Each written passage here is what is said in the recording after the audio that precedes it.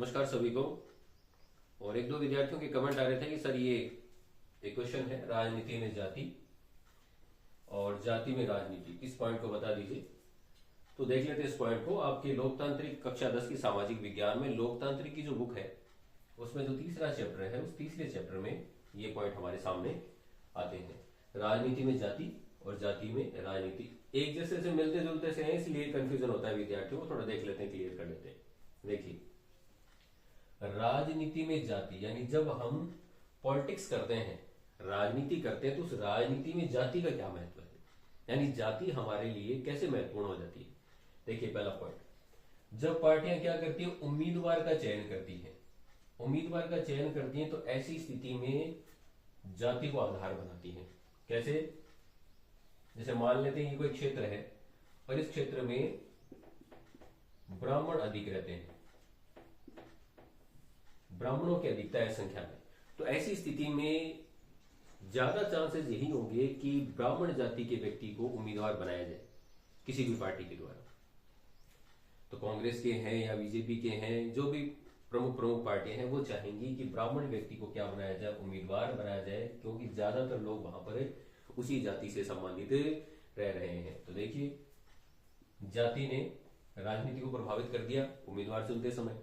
दूसरा पॉइंट है, जब सरकार का गठन किया जाता है, जब सरकार का गठन किया जाता है, मंत्रिमंडल का विस्तार होता है, तो आपने देखा होगा कि सभी मंत्री एक ही जाति के नहीं होते, अलग अलग जाति के लोगों को मंत्रिमंडल में स्थान दिया जाता है। तो विभिन्न जातियों को क्या मिलता है, प्रतिनिधित्व दिया जाता है, ताकि प्रत्येक व्यक्ति को ये लगे, प्रत्येक जाति के लोगों को ये लगे कि हाँ, हमारी जाति का व्यक्ति मंत्रिमंडल में है, फला मंत्री है, हमारी जाति का है।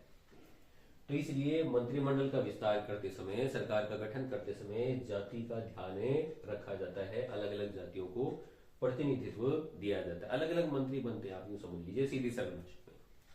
तीसरा पॉइंट है, जातिगत भावनाएं उकसा करके। मैं किसी क्षेत्र में जाऊंगा तो मैं लोगों से ये कहूंगा, उम्मीदवार के रूप में मैं गया तो उनसे ये कहूंगा कि देखो भाई, मैं राजपूत हूं और आप लोग भी राजपूत हैं, तो आपका नैतिक कर्तव्य बनता है कि आप मुझे वोट दे करके विजयी बनाए। तो देखिए, मैंने अपनी जाति का इस्तेमाल किया, जातिगत भावनाओं को उकसाने के लिए मैंने लोगों को उकसाया कि देखो, आपकी जाति और मेरी जाति समान है, इसलिए आपको मुझे ही चुनना चाहिए। तो देखिए, यहां जाति के आधार पर मैं क्या कर रहा हूं, राजनीति कर रहा हूं। चौथा पॉइंट, एक वोट एक मोल।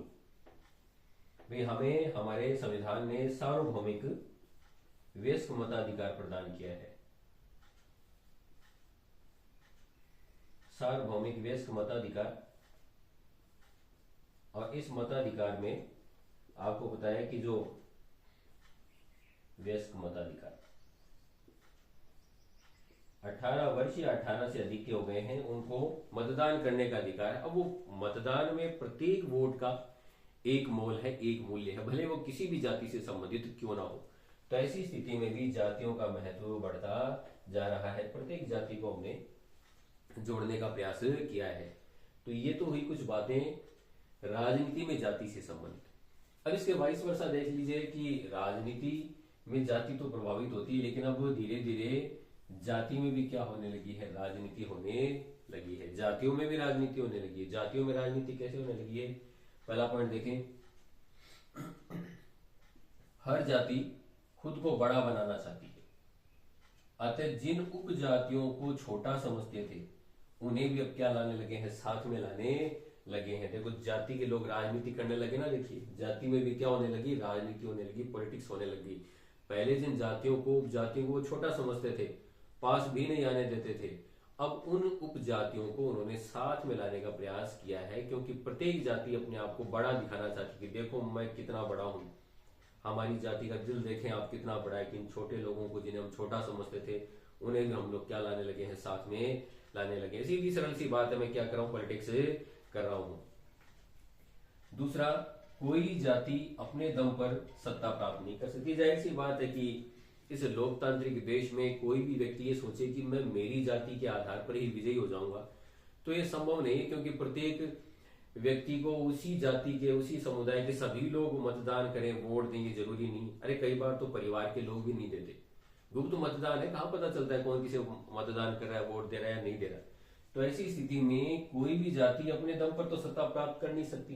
तो फिर ऐसी स्थिति में वो क्या करने लगे हैं, अन्य जाति समुदायों के साथ में क्या करने लगे हैं, मोल भाव करने लगे हैं। मैंने देखा कि उस फला एरिया में उस व्यक्ति विशेष का प्रभाव ज्यादा है, उस व्यक्ति विशेष का प्रभाव ज्यादा है, तो मैं उससे मिला चुनाव से पहले और मैंने उससे बात की कि भाई तेरे अंडर 50 घर है, उन 50 घरों के ऊपर तेरा प्रभाव ज्यादा है, तो बता तू हमें कैसे सपोर्ट करेगा।